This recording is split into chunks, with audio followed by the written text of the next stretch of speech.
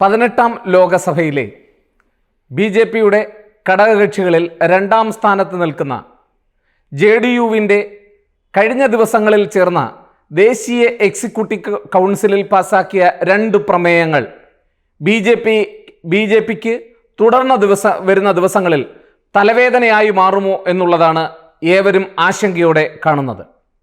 2 പ്രധാന വിഷയങ്ങളിലാണ് JDU പ്രമേയം പാസാക്കിയിരിക്കുന്നത്. ഈ 2 വിഷയങ്ങളിലും BJPക്ക് ഭരിക്കുന്ന മുന്നണിക്ക് അഭിപ്രായ വ്യത്യാസമുണ്ട് എന്നുള്ളതാണ് ഏറ്റവും പ്രധാനപ്പെട്ട കാര്യം. ഒന്നാമത്തെ പ്രമേയം ബീഹാറിന് പ്രത്യേക പദവി ആവശ്യപ്പെട്ടുകൊണ്ടുള്ളതാണ്.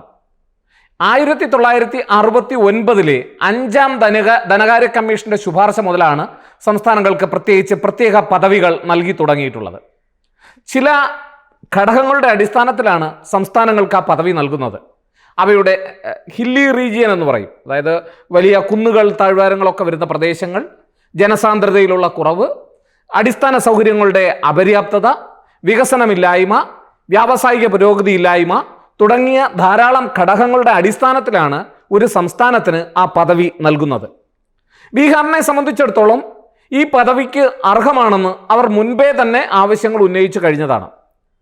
JDUവിനെ സംബന്ധിച്ചിടത്തോളം 2025 മറ്റൊരു തിരഞ്ഞെടുപ്പ് നടക്കാനിരിക്കുന്നു എന്നുള്ള കാര്യം കൂടി നാം മറന്നു പോകരുത്. അവർ പ്രധാനമായും അവരുടെ തെരഞ്ഞെടുപ്പിൻ്റെ സമയത്ത് ജനങ്ങൾക്ക് നൽകിയിട്ടുള്ള വാഗ്ദാനങ്ങളിൽ ഒന്നാണ് ഈ ബീഹാറിൻ്റെ പ്രത്യേക പദവി എന്ന് പറയുന്നത്. 2 പ്രധാനപ്പെട്ട ഘടകകക്ഷികളാണ് നിലവിൽ BJPയോടൊപ്പം ഉള്ളത്. അതൊന്ന് TDP 16 സീറ്റുകളുമായിട്ടുള്ള TDPയും 12 സീറ്റുകളുമായിട്ടുള്ള JDUവും. ആന്ധ്രാപ്രദേശിന് പ്രത്യേക വേണമെന്ന് അവരും TDPയും, അതുപോലെ തന്നെ ബീഹാറിന് പ്രത്യേക സംസ്ഥാന പദവി വേണമെന്ന് നേരത്തെ തന്നെ JDUവും ആവശ്യപ്പെട്ടിട്ടുള്ളതാണ്. ഇപ്പോൾ ആന്ധ്രാപ്രദേശ് ആവശ്യം ഉന്നയിച്ചിട്ടില്ല ഇപ്പോൾ. പക്ഷേ ദേശീയ എക്സിക്യൂട്ടീവ് കൗൺസിലിൽ BJPയോട് നേരിട്ട് ഈ ആവശ്യം ഉന്നയിക്കുവാൻ ജനതാദളിൻ്റെ എക്സിക്യൂട്ടീവ് കൗൺസിൽ യോഗം തീരുമാനിച്ചിരിക്കുന്നു എന്നുള്ളത് തന്നെ വരാൻ പോകുന്ന ദിവസങ്ങളിൽ ഇനി എന്തൊക്കെ സംഭവിക്കുമെന്ന് കാത്തിരുന്ന് കാണാൻ പോകുന്ന കാര്യങ്ങളാണ്. കാരണം BJP വളരെ മുൻപേ തന്നെ വ്യക്തമാക്കിയിട്ടുള്ളതാണ് സംസ്ഥാനങ്ങൾക്ക് ഈ പ്രത്യേക പദവി നൽകുക സാധ്യമല്ല എന്ന്. പ്രത്യേകിച്ച് 14ാം ധനകാര്യ കമ്മീഷന്റെ ശുപാർശ പറയുന്നത് ഇത്തരത്തിലുള്ള സംസ്ഥാനങ്ങൾക്ക് പ്രത്യേക പദവി നൽകൽ നിർത്തണം, അതിനെ തുടരണ്ട എന്നാണ്. സാമ്പത്തികപരമായ ധാരാളം ബാധ്യതകൾ ഉണ്ടാകുന്നു, അതുകൊണ്ട് അങ്ങനെ വേണ്ട എന്നുള്ളതാണ്. അതുകൊണ്ട് തന്നെ ബീഹാറിൻ്റെ ഈ ആവശ്യം BJP പരിഗണിക്കുമോ എന്നുള്ളതാണ്. BJPയുടെ നയവും അങ്ങനെയാണ്. ഇനി അങ്ങനെ പ്രത്യേകമായി ഒരു സംസ്ഥാനത്തിനും പ്രത്യേക പദവി കൊടുക്കണ്ട എന്നുള്ളതാണ്. അത് വലിയ സാമ്പത്തിക ബാധ്യത ഉണ്ടാക്കുന്നു എന്നുള്ളതാണ്. അപ്പോൾ നമ്മുടെ മനസ്സിൽ സ്വാഭാവികമായൊരു സംശയം ഉണ്ടാകും, ഒരു സംസ്ഥാനത്തിന് പ്രത്യേകമായ പദവി നൽകിയാൽ എന്താണ് മെച്ചം എന്നുള്ളത്. അങ്ങനെ പ്രത്യേകമായ പദവി ലഭിച്ചാൽ ഏതാണ്ട് അവിടെ നടപ്പിലാക്കുന്ന കേന്ദ്ര സർക്കാർ പദ്ധതികൾക്കെല്ലാം തന്നെ ഇപ്പോൾ സാധാരണഗതിയിൽ 60 മുതൽ 75% തുകകളാണ് സർക്കാർ നൽകുന്നതെങ്കിൽ ഈ പ്രത്യേക പദവി ലഭിച്ചാൽ ഏതാണ്ട് 90% തുകയും കേന്ദ്ര സർക്കാർ തന്നെ നൽകും എന്നുള്ളതാണ്. മാത്രമല്ല, വിഭവങ്ങൾ വിതരണം ചെയ്യുന്ന കാര്യത്തിലും സമ്പത്ത് സംസ്ഥാനങ്ങളിലേക്ക് നൽകുന്ന കാര്യത്തിലും വലിയ വർധനയുണ്ടാകും. അത് ആ സംസ്ഥാനത്തെ സംബന്ധിച്ചിടത്തോളം വലിയ നേട്ടമാണ്. ഈ ആവശ്യം ഉന്നയിച്ച് തെരഞ്ഞെടുപ്പിൽ മത്സരിക്കുകയും വോട്ട് ലഭിക്കുകയും സീറ്റ് ലഭിക്കുകയും ഒക്കെ ചെയ്ത JDUവിനെ സംബന്ധിച്ചിടത്തോളം ഇതിൽ നിന്ന് പിന്നോക്കം പോകുവാൻ സാധ്യമല്ല. എന്നാൽ BJP തങ്ങളുടെ നയമായി നേരത്തെ തന്നെ പറഞ്ഞു കഴിഞ്ഞിട്ടുണ്ട്, ഒരു കാരണവശാലും തങ്ങൾ ഇനി ഏതെങ്കിലും സംസ്ഥാനങ്ങൾക്ക് പ്രത്യേക സംസ്ഥാന പദവി അനുവദിക്കില്ല എന്ന്. അപ്പോൾ ഈ പ്രമേയം പാസ്സാക്കിയെന്ന് മാത്രമല്ല, ഇത് കേന്ദ്ര നേതൃത്വത്തോട് നേരിട്ട് ആവശ്യപ്പെടാൻ തീരുമാനിച്ചിരിക്കുകയാണ്. അപ്പം അതുകൊണ്ട് തന്നെ BJPയുടെ നയത്തിന് വിരുദ്ധമാണ് ഇപ്പോൾ അതിലെ ഏറ്റവും വലിയ രണ്ടാമത്തെ കക്ഷിയായ JDU എടുക്കുന്ന നിലപാട്. ഈ നിലപാടിനെ ഉൾക്കൊണ്ടുകൊണ്ട് എത്ര നാൾ മുന്നോട്ട് പോകാനാവും BJPക്ക്, ഈ സമ്മർദ്ദത്തെ അതിജീവിക്കാനാകുമോ എന്നുള്ളതാണ് എല്ലാവരും സംശയത്തോടെ നോക്കുന്നത്. ഈ സമയത്ത് കോൺഗ്രസ് ആകട്ടെ എരുതിയിൽ എണ്ണ ഒഴിക്കുന്നത് പോലെയാണ് പ്രവർത്തിക്കുന്നത്. കാരണം അവർ ആവർത്തിച്ചു ചോദിക്കുകയാണ്, എന്താ ഇപ്പം നിങ്ങൾക്ക് സംസ്ഥാന പദവി വേണ്ടേ, ആവശ്യമില്ലേ? നിങ്ങൾ അതിനു വേണ്ടുന്ന പ്രമേയം പാസ്സാക്കുക. സംസ്ഥാനത്ത് പ്രത്യേക പദവി ആവശ്യപ്പെട്ടുകൊണ്ടുള്ള പ്രമേയം നിങ്ങൾ പാസ്സാക്കിയോ? ബീഹാറിൽ അത് ചെയ്തോ? നിങ്ങൾ കേന്ദ്ര സർക്കാരിൽ സമ്മർദ്ദം ചെലുത്തുന്നില്ലേ? ആന്ധ്രാപ്രദേശിലെ TDPയോട് പ്രത്യേകം ചോദിക്കുന്നു, എന്താ നിങ്ങൾക്ക് മുൻപ് പറഞ്ഞ ആന്ധ്രാപ്രദേശിന് സംസ്ഥാന പദവി വേണമെന്നുള്ള ആവശ്യം ഇപ്പോൾ ഇല്ലേ? അതിൽ നിന്നൊക്കെ പിന്നോക്കം പോയോ? ജയറാം രമേശ് കഴിഞ്ഞ തവണ കൃത്യമായി ചോദിച്ചു കഴിഞ്ഞു. അപ്പം ഇതൊക്കെ വ്യക്തമാക്കുന്നത് എരുതിയിൽ എണ്ണ ഒഴിക്കാനാണ്, അല്ലെങ്കിൽ എങ്ങനെയും ഈ സഖ്യത്തിൽ വിള്ളലുണ്ടാക്കുവാനാണ് ഇന്ത്യ മുന്നണിയും കോൺഗ്രസും ശ്രമിക്കുന്നതെങ്കിൽ അതിനെ എങ്ങനെ മറികടക്കാം, ഈ സമ്മർദ്ദത്തെ എങ്ങനെ മറികടന്ന് മുന്നോട്ട് പോകാനാകും എന്നുള്ളതാണ് BJP ആലോചിക്കുന്നത്. എന്തായാലും ഇതിനോടൊപ്പം തന്നെ ബീഹാറിൽ നിന്ന് മറ്റ് ചില വാർത്തകൾ കൂടി നമ്മൾ ശ്രദ്ധിക്കേണ്ടതായിട്ടുണ്ട്. കാരണം 65% സംവരണം കൊടുത്ത ഒരു പാർട്ടിയാണ്, അല്ലെങ്കിൽ നടപ്പിലാക്കാൻ ശ്രമിച്ച സർക്കാരാണ്, അല്ലെങ്കിൽ പാർട്ടിയാണ് ഇപ്പോൾ JDU എന്ന് പറയുന്നത്. അതുകൊണ്ട് തന്നെ അവിടെ സുപ്രീം കോടതി ഇടപെടുകയും 65% സംവരണം സാധ്യമല്ല എന്ന് പറയുകയും അതിന് അവിടെ കോടതി വിധി ഉണ്ടാവുകയും അതിനെതിരെ സുപ്രീം കോടതിയല്ല, അവിടെ കോടതി വിധി ഉണ്ടായി, കീഴ്ക്കോടതികൾ വിധികൾ ഉണ്ടായി, അതിനെതിരെ സുപ്രീം കോടതിയിൽ ഹർജിക്ക് പോയിരിക്കുകയാണ് ഇപ്പോൾ JDU. അവിടെ ഏറ്റവും രസകരമായ കാര്യം, ഇവരെടുക്കുന്ന അല്ലെങ്കിൽ ഈ തീരുമാനം തങ്ങൾ കൈക്കൊണ്ടത് 65% സംവരണം തങ്ങൾ കൈക്കൊണ്ടത് ജാതി സെൻസസിന്റെ അടിസ്ഥാനത്തിലാണ്, ആ പിന്നോക്ക വിഭാഗങ്ങളുടെ ആ നിലയുടെ അടിസ്ഥാനത്തിലാണ്. അതുകൊണ്ട് ഇത് നടപ്പിലാക്കേണ്ടത് ആവശ്യമാണെന്ന് JDU വാദിക്കുമ്പോൾ BJPയുടെ നിലപാട് അതിന് വിരുദ്ധമാണ്. BJP പറയുന്നത് ജാതി സെൻസസിനെ അനുകൂലിക്കുന്ന പാർട്ടിയല്ല BJP എന്നുള്ളതാണ്.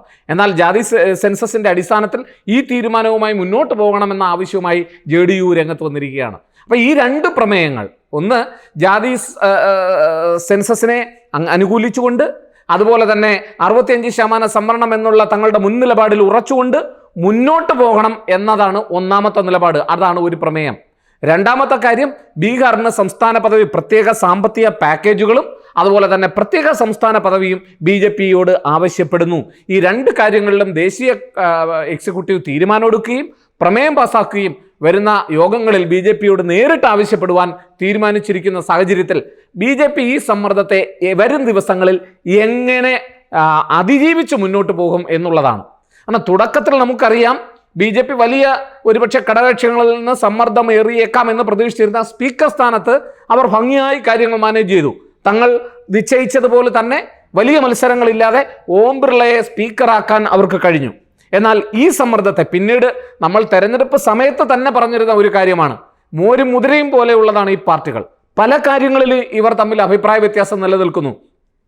പൊതുമേഖലാ സ്ഥാപനങ്ങളുടെ ഓഹരികൾ വിറ്റഴിക്കുന്ന കാര്യത്തിൽ TDPക്കും JDUവിനും സർക്കാരുമായി അഭിപ്രായ വ്യത്യാസം വരാം. കാരണം അവരുടെ നിലപാടുകൾ BJP നിലപാടിന് വ്യത്യാസമാണ്. സാമ്പത്തിക സെൻസസിന്റെ കാര്യത്തിൽ, അവരുടെ ജാതി സെൻസസിന്റെ കാര്യത്തിൽ അവരുടെ നിലപാടുകൾ BJPയിൽ നിന്ന് ഭിന്നമാണ്. അതുപോലെ തന്നെ ഈ സിറ്റിസൺഷിപ്പ് അമെൻമെന്റ് ബില്ലിന്റെ കാര്യത്തിൽ, യൂണിഫോം സിവിൽ കോഡിന്റെ കാര്യത്തിൽ, ഇങ്ങനെയുള്ള ഏകീകൃത നിയമങ്ങളുടെ ഒക്കെ കാര്യത്തിൽ പല കാര്യങ്ങളിലും BJPയുമായിട്ടുള്ള അഭിപ്രായ വ്യത്യാസം JDUവിനും TDPക്കും ഒക്കെ ഉണ്ട്. അപ്പം അതുകൊണ്ട് തന്നെ വരും ദിവസങ്ങളിൽ അതിൻ്റെ ഒരു സാമ്പിൾ വെടിക്കെട്ടാണ് ഇപ്പോൾ നമ്മൾ കാണാൻ പോകുന്നത്. ഒരു പ്രധാനപ്പെട്ട ആവശ്യം, പ്രത്യേകിച്ച് ബീഹാർ നിയമസഭാ തെരഞ്ഞെടുപ്പ് വരാനിരിക്കെ അവരെ സംബന്ധിച്ചിടത്തോളം ഇങ്ങനൊരു തീരുമാനം നടത്തിയെടുത്തില്ല എങ്കിൽ തെരഞ്ഞെടുപ്പിൽ അവർക്ക് പിടിച്ചു നിൽക്കാൻ കഴിയില്ല. അപ്പം അതുകൊണ്ട് തന്നെ അവർ അതിൽ നിന്ന് വലിയ തോതിൽ മുന്നോട്ട് പോകാനുള്ള സാധ്യതയുമില്ല. BJP ഇതിനെ എങ്ങനെ പ്രതിരോധിക്കും എന്നുള്ളതാണ്. കാരണം അവർ ഏതെങ്കിലും കാരണവശാൽ ബീഹാറിന് ഒരു കൺസെഷൻ കൊടുത്താൽ, അവരനുകൂലമായ നിലപാടെടുത്താൽ, ആന്ധ്രാപ്രദേശിൻ്റെ ഈ ആവശ്യം കാലാകാലങ്ങളായിട്ടുള്ളതാണ്. പ്രത്യേകിച്ച് ആന്ധ്രാപ്രദേശിൻ്റെ തലസ്ഥാനം മാറുകയും ഹൈദരാബാദ് മാറുകയും പിന്നീട് അത് തെലങ്കാനയോടൊപ്പം പോയതുകൊണ്ട് അവർക്കുണ്ടായിരുന്ന റവന്യൂ നഷ്ടത്തിൻ്റെ അടിസ്ഥാനത്തിൽ അവർ നേരത്തെ മുതൽ തന്നെ 2014 മുതൽ തന്നെ പ്രത്യേക സാമ്പത്തിക പദവി വേണമെന്നും സംസ്ഥാന പദവി വേണമെന്നൊക്കെ അവർ ആവശ്യപ്പെടുകയാണ്. അപ്പോൾ അതുകൊണ്ട് അവർ കൂടുതൽ ശക്തമായി ഈ ആവശ്യം ഉന്നയിക്കും. അതുകൊണ്ട് BJP ഇത് എങ്ങനെ അതിജീവിക്കും? BJPയുടെ മുമ്പിൽ ഒരു പ്രധാനപ്പെട്ട വഴിയുണ്ട്. വേണമെങ്കിൽ പ്രത്യേക സംസ്ഥാന പദവി കൊടുക്കാതെ തന്നെ വേണമെങ്കിൽ പ്രത്യേക സാമ്പത്തിക പാക്കേജുകൾ നൽകിക്കൊണ്ട് അവരെ ആശ്വസിപ്പിക്കാം. എന്തായാലും ഇക്കാര്യത്തിൽ എന്ത് നിലപാടാണ് BJP എടുക്കാൻ പോകുന്നത്? പ്രത്യേകിച്ച് ഭരണ മുന്നണിയിലെ രണ്ട് പ്രമുഖർ, ഏതാണ്ട് ആന്ധ്രാപ്രദേശിനും സ്വകാര്യമായെങ്കിലും അവരിപ്പോഴും ആ ആവശ്യം അറിയിക്കുന്നുണ്ടാവും. കാരണം അവർ ആദ്യമേ തന്നെ പറഞ്ഞതാണ് ആന്ധ്രാപ്രദേശിൻ്റെ ഒരു പ്രത്യേക പദവി. ഇപ്പോൾ ബീഹാറിൻ്റെ ആവശ്യം അവർ നേരിട്ട് ഉന്നയിച്ചിരിക്കുന്നു. എന്തായാലും ഈ സമ്മർദ്ദത്തെ വരും ദിവസങ്ങളിൽ BJP എങ്ങനെ അതിജീവിക്കും എന്നുള്ളതാണ് രാഷ്ട്രീയ രംഗത്തെ പ്രമുഖർ ഉറ്റുനോക്കുന്നത്. എന്തായാലും ഈ ബന്ധം വളരെ സ്മൂത്തായി മുന്നോട്ട് പോകുന്നതിന് BJPക്ക് പലതരത്തിലുള്ള വിട്ടുവീഴ്ചകൾക്കും വഴങ്ങേണ്ടി വന്നേക്കാം എന്നുള്ളതാണ്. തുടക്കത്തിൽ BJP അവയൊക്കെ അതിജീവിച്ചു കൊണ്ടുപോയ ഒരു രംഗമാണ് നമ്മൾ പാർലമെന്റിൽ കണ്ടത്.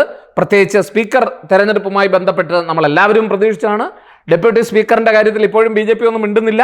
അത് പലതും ഘടകകക്ഷികളുടെ ആവശ്യം ഉണ്ടായതുകൊണ്ടാണെന്ന് പറയപ്പെടുന്നു. കോൺഗ്രസിൻ്റെ പ്രതിപക്ഷ നേതാവിന് ഡെപ്യൂട്ടി സ്പീക്കർ സ്ഥാനം കൊടുക്കുന്ന ആവശ്യവും ആ പാരമ്പര്യവും അവർ നിരാകരിച്ചിരിക്കുകയാണ്.